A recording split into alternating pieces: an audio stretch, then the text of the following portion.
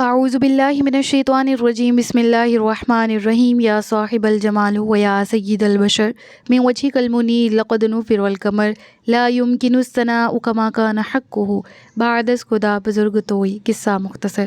رضی اللہ عنہ سیدنا و مولانا محمد صلی اللہ علیہ وآلہ وسلم ما هو اہلو یا رب لک الحمد کما ینبغی لجلال وجهک وعظیم سلطانک رب اشرح لی صدری ویسر لی امری واحلل عقدۃ من لسانی یفقہوا قولی رب زدنی علما رب زدنی علما رب زدنی علما۔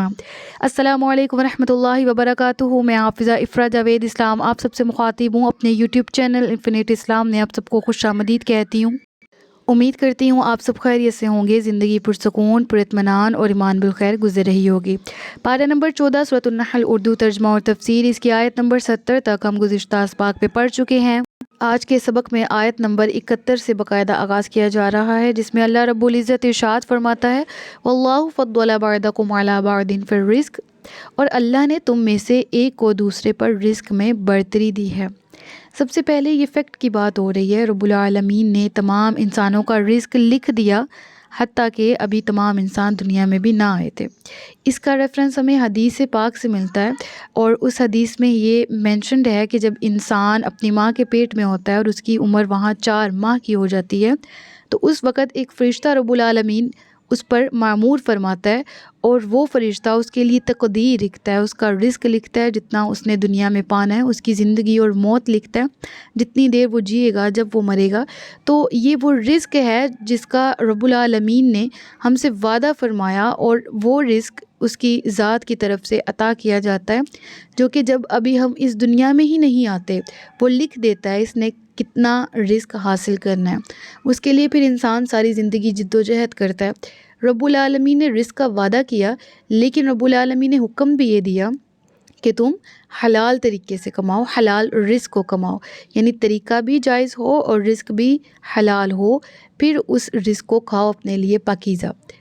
اب یہاں جو فیکٹ کی بات ہوئی، اللہ نے فرمایا میں نے تمہیں ایک دوسرے پر رزق میں برتری دی، اور یہ بھی رب العالمین کی طرف سے مشیت پر، اس کی حکمت پر مبنی ہے کہ جس کو زیادہ دیا گیا اس کو دے کر بھی آزمایا جاتا ہے کہ وہ اللہ کی راہ میں کس قدر خرچ کرتا ہے، اور وہ اللہ تبارک و تعالیٰ کے سامنے کس قدر عاجز رہتا ہے۔ اور جس کو کم دیا جاتا ہے اس کو بھی آزمایا جاتا ہے کہ یہ کم میں شکر اور صبر کرتا ہے، آیا کہ یہ اللہ رب العالمین کی ناشکری تو نہیں کرتا۔ اور پھر جب رب العالمین کا شکر گزار بندہ بن جائے تو پھر اس کے لیے بھی وعدہ ہے لئن شکرتم لازیدنکم، تم شکر کرو گے اور تمہیں اور زیادہ دیا جائے گا۔ تو بہرحال یہ جو فیکٹ کی بات ہوئی، اس کے بعد مشرکین عرب کے اس طور طریقے کی بات ہوئی کہ وہ غلاموں کو، لونڈیوں کو کس حال میں رکھتے تھے۔ رب فرماتا ہے تمہارا اپنا حال یہ ہے کہ تمہیں جو رزق دیا جا رہا ہے وہ رب کی طرف سے دیا جا رہا ہے، اور تم میں سے جنہیں رزق میں برتری دی گئی وہ اپنا رزق غلاموں، باندیوں پر نہیں لوٹاتے کہ کہیں وہ اس رزق میں برابر نہ ہو جائیں۔ یعنی مشرکین عرب جو کہ رب العالمین کا شریک ٹھہراتے تھے بتوں کو، ان کو یہ فیکٹ سمجھانے کے لیے رب العالمین نے اس آیت میں مثال دی کہ تم لوگ اپنی ذات کے لیے، تم اپنے غلاموں پر رزق خرچ نہیں کرتے کہ کہیں یہ ہمارے برابر نہ آ جائے، تو وہ رب العالمین کی ذات جو کہ وحدہ لا شریک ہے، تم اپنے ہاتھوں سے تراشے ہوئے بت اس کے برابر کیوں کر ٹھہرا رہے ہو؟ حالانکہ تم جن کے مقابلے میں خود کو برتری پر رکھ رہے ہو وہ بھی مٹی سے پیدا کیے گئے، اور تمہاری اصل بھی مٹی ہے، لیکن اس کے باوجود تم اپنے برابری میں ان کو لے آنا یا ان کو رکھنا پسند نہیں کرتے۔ تو پھر وہ وحدہ لا شریک ذات جس نے اس پوری کائنات کو پیدا کیا، اس کے برابر اپنے ہاتھوں سے بنائے ہوئے مصنوعی بت کیوں شریک بناتے ہو؟ اور ان مشرکین کے علاوہ وہ تمام لوگوں کے باطل عقائد کا رد ہے جو کہ اللہ ہی کی مخلوق میں سے کسی کو خدا سمجھ بیٹھے یا خدا کا شریک سمجھ بیٹھے ہیں، اللہ کا شریک سمجھ بیٹھے ہیں۔ تو رب فرما رہا ہے تمہاری اپنی ذات کتنی سیلفش ہے کہ تم اس رزق میں سے جو اللہ نے تمہیں دیا تم لوگوں پر خرچ نہیں کرتے کہ کہیں یہ لوگ مال میں تمہارے برابر نہ آ جائیں۔ تو پھر تم یہ کیوں کرتے ہو کہ وہ ذات جس نے پوری کائنات کو پیدا کیا اپنے ہاتھ سے بنائی ہوئی چیزوں کو اس کے برابر ٹھہراؤ؟ نہایت ظلم کا فیصلہ ہے۔ پھر رب العالمین فرماتا ہے کہ افا بنعمت اللہ یجحدون، تو کیا اللہ کی نعمت سے وہ مکرتے ہیں؟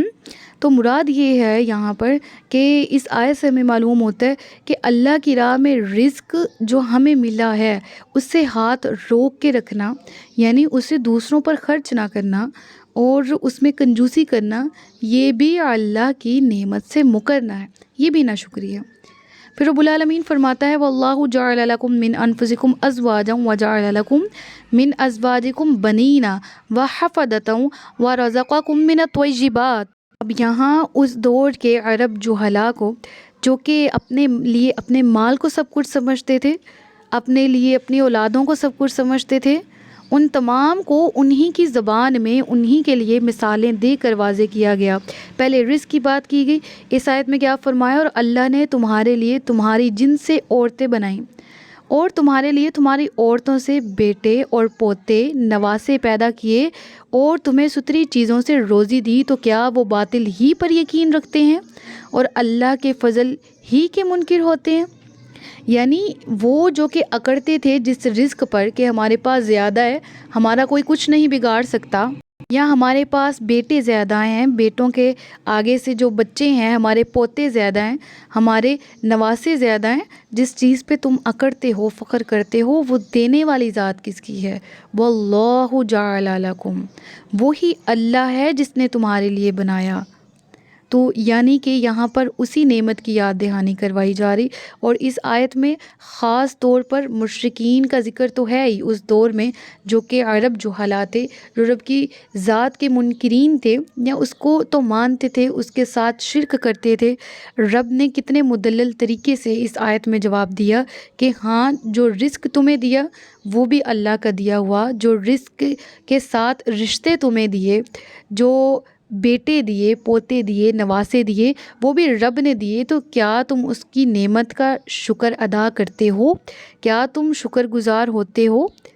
افبالباطل یؤمنون وبنعمت اللہ هم یکفرون، تو کیا وہ یہ تمام نعمتوں کے نزول کے بعد، حقیقت کو جاننے کے باوجود بھی کہ ان تمام کا حقیقی طور پر خالق اللہ ہے، وہ باطل ہی پر یقین رکھتے ہیں؟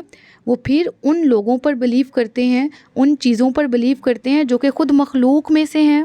تو یقیناً رب العالمین کا شکر ادا نہ کرنا، اس کا گریٹفل، اس کا تھینکفل نہ ہونا، رب فرماتا ہے یہ میرے فضل سے انکار ہے، تو یہ لوگ میرے فضل کے منکر ہوتے ہیں۔ پھر فرمایا رب العالمین نے یہ میرے فضل کا انکار کرتے ہیں، ناشکری کرتے ہیں، اور پھر اللہ کے سوا ایسوں کی عبادت کرتے ہیں جو انہیں آسمان اور زمین سے کچھ بھی روزی دینے کا اختیار نہیں رکھتے اور نہ وہ کچھ کر سکتے ہیں۔ تو کیسے عظیم طریقے سے رکوع کی ابتدا ہوئی، ایسی عظیم نعمتوں کا ذکر ہوا۔ انسان کے لیے جان، مال، اولاد سے بڑھ کے کچھ نہیں ہوتا۔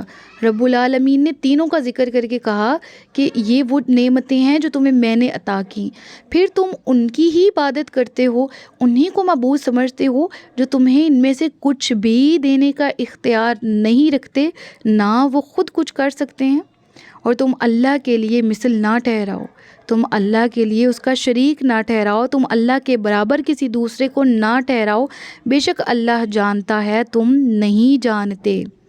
اب اس چیز کو نہایت بہترین طریقے سے مزید بتانے کے لیے، سمجھانے کے لیے اگلی آیات میں دو مثالیں آ رہی ہیں، اور وہ کیا ہیں؟ ایک تو یہ ہے کہ اللہ نے ایک بندے کی مثال بیان فرمائی جو خود کسی کی ملکیت میں ہے، وہ کسی شے پر قادر نہیں، اور ایک وہ ہے جسے ہم نے اپنی طرف سے اچھی روزی عطا فرما رکھی ہے، تو وہ اس میں سے پوشیدہ اور اعلانیہ خرچ کرتا ہے۔ کیا وہ سب برابر ہو جائیں گے؟ تمام تعریفیں اللہ کے لیے ہیں، بلکہ ان میں سے اکثر نہیں جانتے۔ اب یہاں پر اگر اسی دور کو دیکھا جائے تو وہاں پر کنسیپٹ تھا جو کہ غلام ہوتے ہیں، اور غلام کیا اپنی مرضی کے مالک نہیں ہوتے، وہ وہی کرتے ہیں جنہیں ان کا مالک حکم دیتا ہے۔